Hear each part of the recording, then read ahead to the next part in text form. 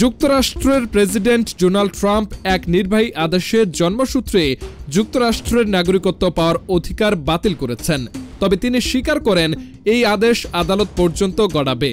Trump তার অভিষেক শেষে ওয়াশিংটনের ক্যাপিটাল ওয়ান এরেনায় 20,000 সমর্থকের সামনে বসে এক রাশ নির্বাহী আদেশে স্বাক্ষর করেন।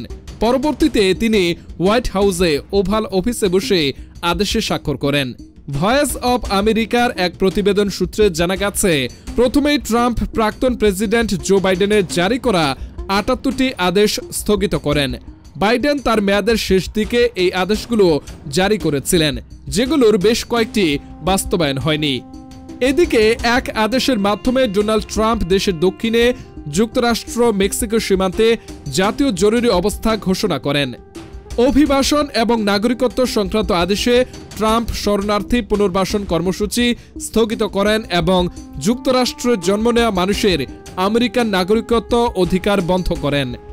আদেশে স্বাক্ষর করার সময় ট্রাম্প স্বীকার করেন যে জন্মসূত্রে নাগরিকত্বের অধিকার যেহেতু দেশের সংবিধানে নিশ্চিত করা আছে, তার এই আদেশ আইনগত চ্যালেঞ্জের মুখে পড়তে পারে।